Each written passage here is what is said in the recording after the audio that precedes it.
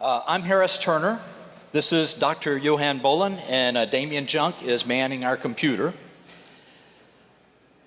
A quick show of hands, if you would. How many of you ever received a text or an email, and when you read it, you said, what the heck did she mean by sending that?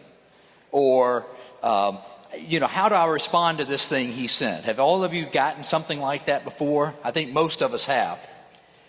Well, what you're seeing up on the screen right now is a compilation of real messages. These were sent via text and email. They're extreme examples I give you, but you may recognize one or more as they were pretty infamous, and a couple of them resulted in litigation to the tune of hundreds of millions of dollars. But each was actually sent, proving that smart people send dumb messages every day.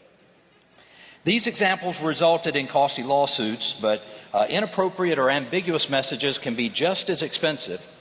In fact, Damien just hit send, and this message is now out there at great risk to his company.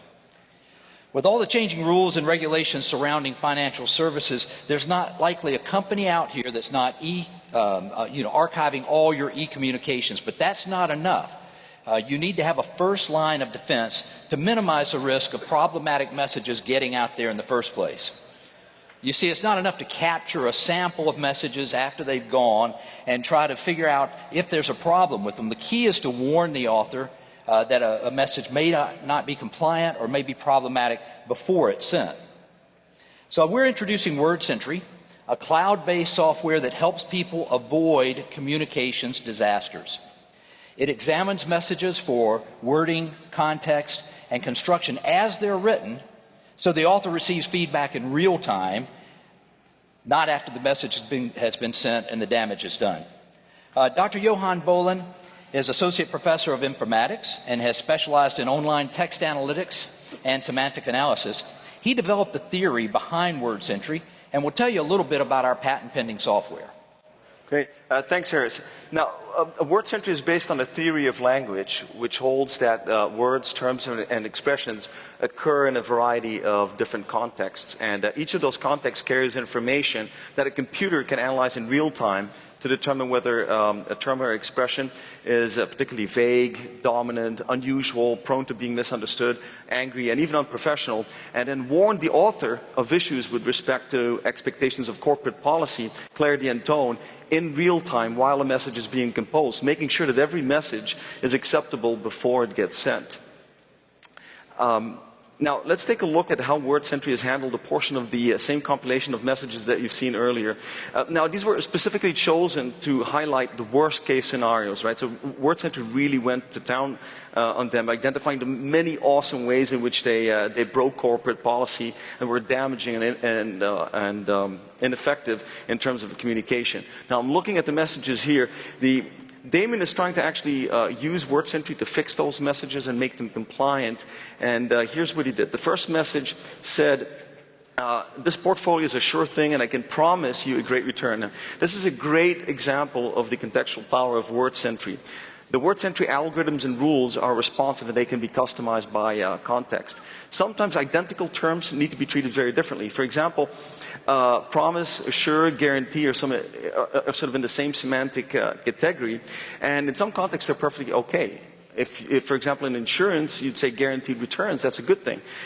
In the FinServ channel, if you actually promise and guarantee yields and returns, that's non-compliant. You could actually be breaking the law. So used in that context, WordSentry will notice it and throw up a warning. So WordSentry here generated one non-compliant warning and two vague warnings because the message isn't very good either. So Damon changed the non-compliant part to read, a lot of customers choose this portfolio, and instead of sure thing, he used the more accurate, I have experienced good returns in the past. So WordSentry dropped the non-compliant warnings, and then it was safe to send. Now, in fact, WordSentry can, it's an option, can actually deactivate the send button if the author doesn't change in any terms that are non-compliant or non-conforming to company policy. Now, let's look at the second message. I mean, this one was really epic, I thought. You need to get your ass in gear and quit jerking around. Apologies for the language. It's a pearl of bad communication. WordSentry generated 2 profane and 1 emotional warnings because the message was unclear and non-compliant. So Damien changed it to more focus and discipline and a much gentler, less playing around. And now it was safe to send, and WordSentry was okay with it. Now, the third line, I'm not even going to read, lest I be dragged off stage for profanity. It was so bad that we don't even have to explain why. But it was actually sent. This is a real example of someone sending a message, putting his or her company at great risk.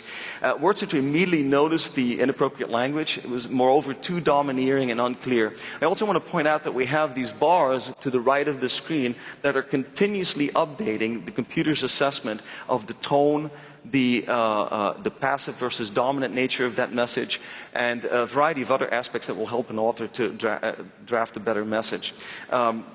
Damien actually fixed the profanity, and it was ready to send. Now, Harris will tell you a little bit about sort of the back-end support that WordSentry offers, but we think this is a really compelling interface that will help you draft much better messages. So WordSentry also includes a complete web-based backend that supports system configuration, which Damien is displaying. This console offers advanced algorithms that systematically learn and improve from natural language while being highly customizable. And it tells you whether individual and company-wide message quality is improving or degrading over time. WordSentry is not a replacement for your archiving system, but you no longer have to worry about the 97% of messages that you don't manually or systematically get to examine. It won't keep people from doing stupid things, but it will provide a significant safeguard for 100% of your messages. So what's this kind of protection worth to you? Is it worth a couple of weeks of someone's salary? How about it's closer to 2 hours of someone's salary for an annual subscription? WordSentry, easy to use, it's efficient, and it's affordable. So thanks, dudes and dudettes. Hey, Harris, no, you can't actually say that. Sorry. WordSentry didn't like that. Thank you, ladies and gentlemen.